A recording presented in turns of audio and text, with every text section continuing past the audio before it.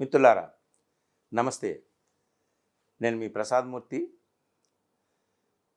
కేంద్రంలో అధికారంలో ఉన్నటువంటి బీజేపీ వారికి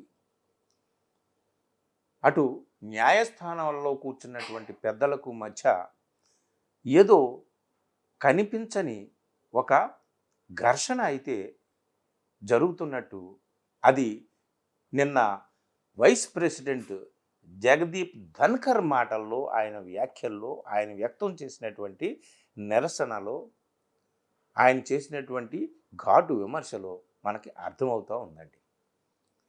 జ్యుడిషియరీ వర్సెస్ పార్లమెంట్, మూడు మూల స్తంభాలు ఉన్నాయి. అవేంటి? Legislature, judiciary and executive. ఇవి ఏటికి అవే స్వయం ప్రతిపత్తితో వాటి పరిధిలో పనిచేసుకుని వెళ్ళిపోవాలి. పార్లమెంటు అది అక్కడ లెజిస్లేచర్, ఎగ్జిక్యూటివ్ ఈ రెండు ఉన్నటువంటిది పార్లమెంటు. ప్రజలు ఎన్నుకున్నటువంటిది పార్లమెంటు. ప్రజలు ఎన్నుకున్న ప్రతినిధులు అక్కడ ఉంటారు. అయితే ఈ మధ్య ఈ ప్రభుత్వంలో ఉన్నటువంటి పెద్దలకి, అలాగే రాజ్యాంగ పదవుల్లో ఉన్నటువంటి పెద్దలకి ఇరకాటం కలిగించేటటువంటి కొన్ని కామెంట్లు అయితే సుప్రీంకోర్టు చేసింది. దీని మీద లోపలే మండిపోతున్నారండి కేంద్రంలో ఉన్న పెద్దలు. ఏమిటి? ముందు ధన్కర్ ఏమన్నాడో చెప్తా. వైస్ ప్రెసిడెంట్ ధన్కర్ నిన్న రాజ్యసభలో మాట్లాడుతూ ఏమన్నాడయా అంటే, సుప్రీంకోర్టు సూపర్ పార్లమెంట్ లాగా వ్యవహరిస్తుంది. ఇక్కడ పార్లమెంటు ఉంది, చట్టాలు చేసేది వీళ్ళు, బిల్లులు చేసేది వీళ్ళు, దాన్ని ఎగ్జిక్యూట్ చేసేటటువంటి వీళ్ళు, ప్రజలు ఎన్నుకున్నటువంటి ప్రతినిధులు ఇక్కడ కూర్చున్నారు. కానీ వాళ్ళు అక్కడ న్యాయస్థానంలో కూర్చొని వాళ్ళే సూపర్ పార్లమెంట్ లాగా వ్యవహారం చేస్తున్నారని చెప్పాడు ఒక పాయింట్. ఇంకో పాయింట్ ఏం చెప్పాడంటే, ఈ సుప్రీంకోర్టు న్యూక్లియర్ మిసైల్స్ని వదులుతుందంట. దేని మీద? డెమోక్రటిక్ ఫోర్సెస్ మీద. ఇది చాలా తీవ్రమైనటువంటి ఆరోపణ. జ్యుడిషియరీ సిస్టమ్ మీద, మన న్యాయ వ్యవస్థ మీద. అంటే సుప్రీంకోర్టు ఆయన అన్న మాట ఏమిటి అంటే, Supreme Court cannot fire a nuclear missile at democratic forces. Nuclear మిసైల్స్ని డెమోక్రటిక్ ఫోర్సెస్ మీద సుప్రీంకోర్టు వదులుతుందా అని చెప్పేసి ఆయన అనడం అనేది, ఈ మాట అన్నాడండి. అలాగే ఇంకొక మాట అన్నాడు. అదేమిటయ్యా అంటే, జడ్జెస్ ఇక్కడ చూడండి, ఆయన మాటని యథాతథంగా నేను చెప్తా. We have judges who will legislate, who will perform executive functions, who will act as super parliament and absolutely have no accountability because the law of land does not apply to them. అది వాళ్ళే judges, వాళ్ళే చట్టాలు చేసేస్తారు, వాళ్ళే చట్టాలు అమలు చేసేస్తారు, వాళ్ళకి అకౌంటబిలిటీ ఏమీ లేదు.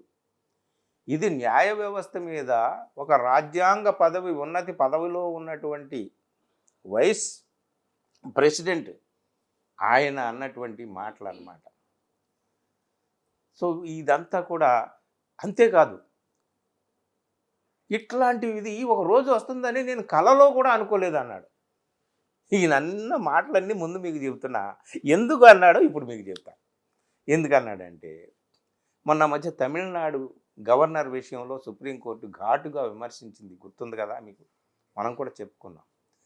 ఆ గవర్నర్ రవి ఏం చేశాడు? శాసనసభలో బిల్లులు చేసి గవర్నర్ దగ్గరికి పంపుతారు. గవర్నరు ఒక 2-3 నెలల్లో అవి చూసి వాటి మీద సంతకం పెట్టి పంపించాలి. వాటిని వాళ్ళు చట్టం చేసి అమలు చేసుకుంటారు. అలాగా రాష్ట్ర ప్రభుత్వం ముందుకు వెళ్తుంది. ఇది పద్ధతి. కానీ గవర్నర్కి నచ్చకపోతే ఏం చేస్తాడు? తిప్పి పంపుతాడు. మళ్ళీ ఆ బిల్లుల్ని ఆయన ఏమైనా సూచనలు చేస్తే వాటిని సవరించి మళ్ళీ పంపుతాడు. లేదు, ఇంకొక ఆప్షన్ ఏమిటి అంటే, గవర్నర్ దగ్గర ఉన్నది రాష్ట్రపతికి పంపించవచ్చు. ఆ రాష్ట్రపతి 2-3 నెలల్లో చూసేసి ఆ బిల్లుల్ని మళ్ళీ తిరిగి గవర్నర్కి పంపించాలి. ఇది ప్రాసెస్ అన్నమాట. ఎవరు ఎక్కడ రాష్ట్రపతి కానీ గవర్నర్ కానీ వాళ్ళ దగ్గరే ఆ బిల్లులు శాశ్వతంగా అట్టిపెట్టి నొక్కిపెట్టి ఉంచకూడదు.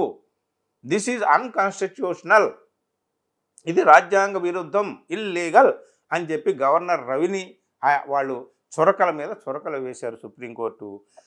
ఆ చురకలతో పాటు రాష్ట్రపతికి కూడా పరోక్షంగా చురకలు వేశారు. అంటే రాష్ట్రపతి మీదే మీరు వ్యాఖ్యలు చేస్తారా అని చెప్పి వీళ్ళు మండిపోతున్నారనమాట.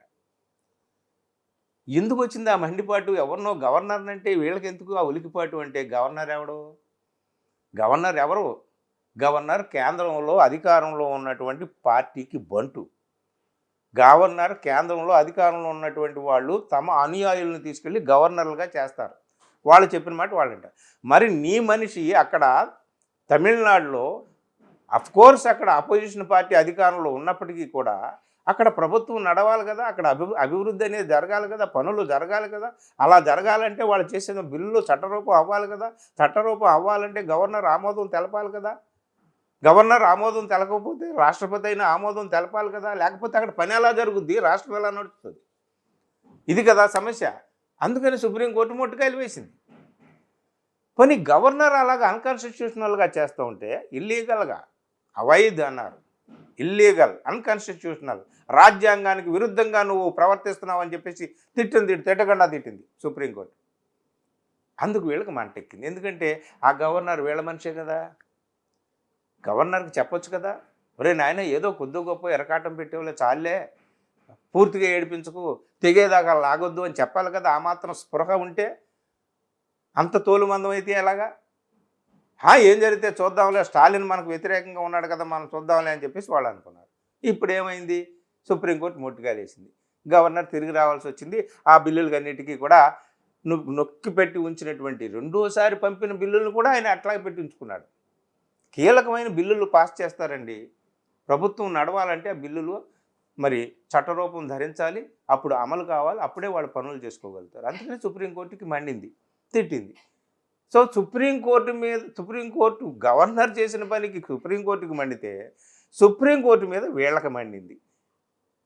ఈ ధనకర్ చేసినటువంటి వ్యాఖ్య వెనక ఇంత కథ ఉందన్నమాట. ఈ కథ అంతటికి నేను తీసుకొచ్చి ఇంకొక విషయంలోకి ముడిపెట్టవచ్చు. అది ఎలాగంటే, ఇప్పుడు వక్ఫ్ బోర్డుకి సంబంధించి, వక్ఫ్ చట్టానికి సంబంధించి విచారణ సుప్రీంకోర్టులో జరుగుతుంది కదా. ఆ సమయంలో ఈ ధనకర్ ఇట్లాగ మాట్లాడాడు. న్యాయ వ్యవస్థ అతిక్రమణ చేస్తోంది, సుప్రీం పార్లమెంట్ లాగా వ్యవహరిస్తుందని వ్యాఖ్య చేయడం సుప్రీంకోర్టు మీద పరోక్షంగా, ఇండైరెక్ట్గా ఒత్తిడి తీసుకురావడం లాంటిది అవుతుంది కదా. మరి ఇంత పెద్దలు, ఇంత ఇంత విజ్ఞులు, రాజనీతిజ్ఞులు, వీళ్ళకి విషయాలన్నీ తెలియవా? ఏది ఏమైనా సరే, a direct clear conflict is visible between judiciary and the government, central government. ఇదైతే క్లియర్గా మనకు తెలుస్తుందండి. కేంద్ర ప్రభుత్వానికి న్యాయ వ్యవస్థకి మధ్య ఒక ఏదో అగ్గి రాజుకుంది, అది రగులుతూ ఉంది. ఆ రగులుతూ ఉన్న దాని మంటని ఒక ప్రతిరూపంలాగా ధనకర్ మనకి ఒకసారి పైకి వచ్చి కనిపించాడు. ఇది పరిణామం ఎలా ఉంటుంది ఏమిటి అనేటటువంటిది ముందు చూడాలి. వక్ఫ్ విషయంలో కూడా ఒకవేళ సుప్రీంకోర్టు ప్రభుత్వానికి మొట్టికాయలు వేసి ప్రభుత్వానికి వ్యతిరేకంగా తీర్పు అయితే ఇచ్చిందనుకోండి, అప్పుడు ఈ మధ్య కాన్ఫ్లిక్ట్, డిస్ప్యూట్ అనేటటువంటిది తీవ్ర రూపం దాల్చి అది మరో తీవ్రమైన పరిణామానికి దారితీసినా ఆశ్చర్యపోనవసరం లేదు. ఏం జరుగుతుందో ఏమో. ధనకర్ కామెంట్స్ విషయంలో మరి న్యాయ వ్యవస్థ పెద్దలు ఎలా స్పందిస్తారో ఏమిటో, లేదా కేంద్రంలో ఉన్న పెద్దలు ఎలా స్పందిస్తారో, ప్రతిపక్షాలు ఎలా స్పందిస్తాయో చూడాలి. ఇది మిత్రులారా, థ్యాంక్ యూ.